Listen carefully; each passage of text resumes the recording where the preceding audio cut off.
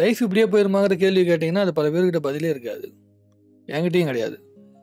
ஒரு வயசுக்குள்ளே சில விஷயங்களை கண்டுபிடிச்சிட்டிங்கன்னா லைஃப் அப்படியே போகாது. ஒன்றே ஒன்று தாங்க, நம்ம சுற்றி இருக்கிற பாசிட்டிவான விஷயங்கள் எதுன்னு கண்டுபிடிச்சிட்டு அது நமக்கு தேவையா தேவையில்லையாங்கிற முடிவை மட்டும் நம்ம கரெக்டாக எடுத்துக்கிட்டு இருந்தோம்னு வச்சுங்களேன், லைஃப் அப்படியே போயிடாது. பல நாட்கள் நம்ம என்ன பண்ணிடுறோம்னா, நமக்கு என்ன தேவை அப்படிங்கிற விஷயத்தை விட மற்றவங்க என்ன சொல்கிறாங்க அப்படிங்கிறத மட்டும் தான் மைண்டில் எடுத்துக்கிட்டே இருக்கிறோம். நமக்கு இப்போ இதுதான் சரின்னு தெரியும், அந்த ரூட்டில் தான் நம்ம போயிட்டுருப்போம். ஆனால் அதை ஒழுங்காக போக மாட்டோம்.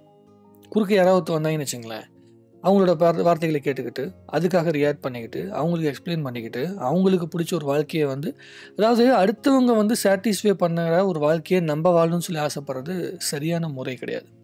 அப்படி இருக்கிறனால தான் பல பேருக்கு வாழ்க்கையை அமையறது கிடையாது. நீங்கள் அட்வைஸை கேட்கவே கூடாதுன்னு சொல்லலை, அட்வைஸை புரிஞ்சிக்கவே கூடாதுன்னு சொல்லலை. சில பேர் உங்களுக்காக உண்மையாகவே நீங்கள் நல்லா இருக்கணும்னு சொல்லி ஆசைப்பட்டு அட்வைஸ் பண்ணுவாங்கள்ல, அவங்களுடைய வார்த்தைகளை கேளுங்க. கண்டிப்பாக லைஃப் ஓரளவுக்கு மாறும். அப்படி இல்லைன்னா நம்மளே ஒரு தப்பான டெசிஷன் எடுத்துகிட்டு இருக்கோம், நமக்கு ஒரு பாசிட்டிவிட்டி வரலீங்களா, நீங்கள் எடுக்கிற எந்த ஒரு டெசிஷனுமே உங்களுக்கு ஒரு பாசிட்டிவிட்டியை கொடுக்கலனா நீங்கள் தப்பான டெசிஷன் எடுத்துருக்கீங்க அப்படின்னு அர்த்தம். நீங்கள் எடுத்த டெசிஷன் உங்களை ரொம்ப தனிமைப்படுத்துது, ரொம்ப உங்களை விரக்திக்கு கொண்டு போகுது, ரொம்ப பெயின்ஃபுல்லான சூழ்நிலைகளை உங்கள்கிட்ட உருவாக்குது அப்படின்னா நீங்கள் தப்பான முடிவு எடுத்திருக்கீங்க அப்படின்னு அர்த்தம்.